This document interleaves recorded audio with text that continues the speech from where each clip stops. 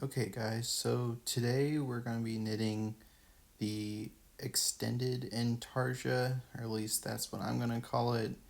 I designed this when I was looking at a couple of knitting needles, and when you cross them, they make a semi 90-degree angle, and so I decided to explore that a little farther.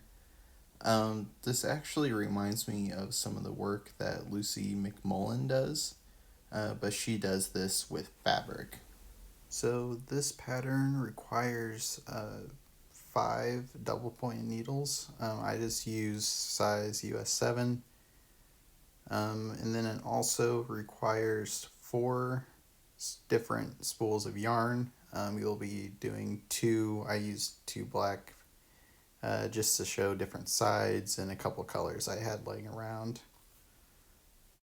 So to start, you'll just need one of your double point needles, and in this case, I'm casting on 20 stitches with a long tail cast on. You can do whatever cast on you want. Just be sure that you keep them pretty loose, and that'll help it make it a little easier later on. And so in this pattern, you want at least 2 stitches on either end. This one I'm doing a 5-10-5. So the 5 from the ends you'll want to measure out, and that's where you'll be slipping your other double-sided needle. And then 5 from the other end is where you'll be putting the third double-pointed needle. So you'll have 5-10-5. But like I said, you can keep at least 2 stitches on either end. So this could be like a 2-16-2. So you're gonna do this one more time and do it the exact same way. I'm just using the other black one for clarity.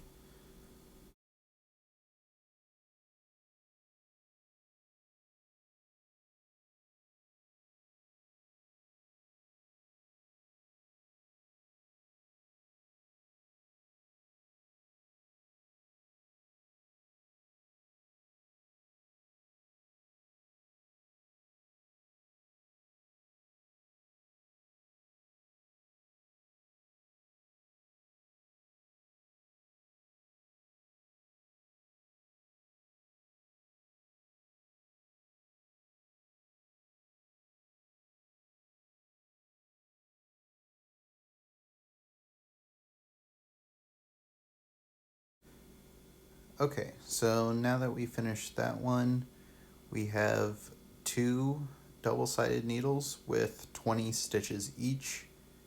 And so since these are done, these will be our 2 sides. And now we gotta do the 2 other sides.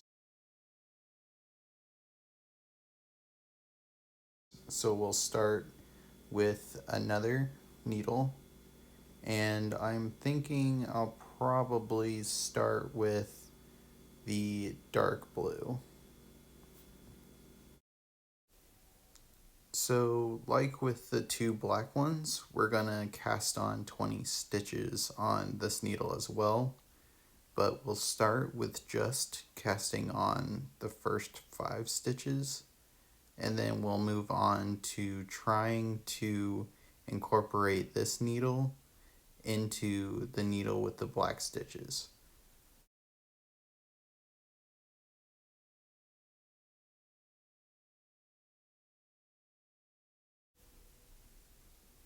So start on the right side, the side farthest from the working end, and count over 5 stitches. And then you want to slip it between the stitch and the needle.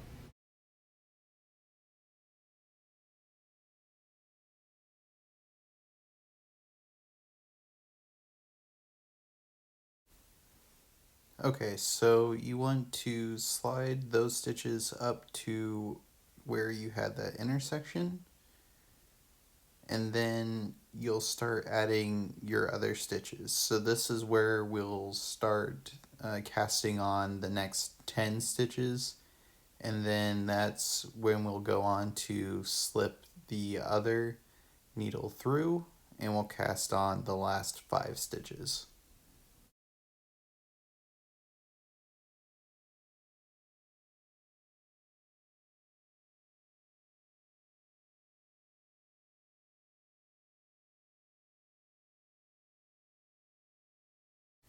Okay, so now we have the middle 10 stitches finished up, and so the next step will be to repeat slipping the needle through the 5 stitches on the second black threaded needle.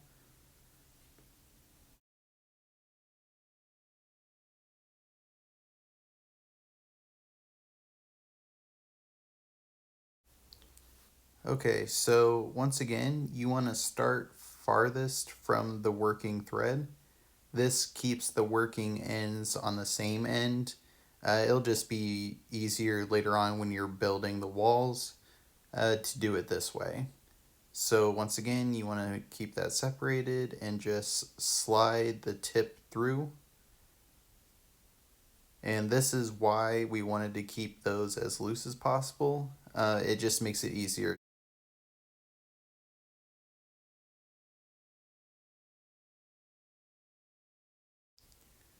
Okay, so now that we got that slipped through, like I said, all we have is the last 5 stitches. And so you'll just cast these on normally.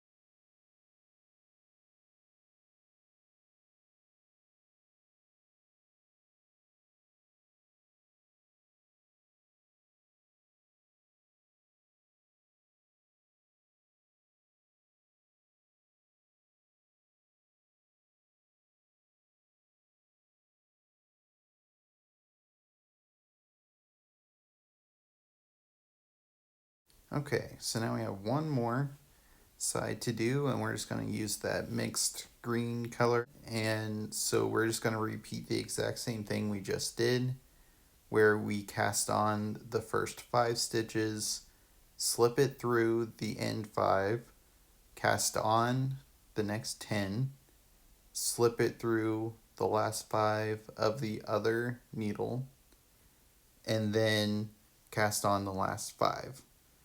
Now, you'll want to do this underneath so that the 2 colored ones are underneath the 2 black ones. And once again, this is just so that it's easier to keep your threads separated later on when you're building the walls, as it does get a little difficult to hold it together in the first couple rows, but as you go on, it'll become stiffer and then you won't need to hold it together nearly as much.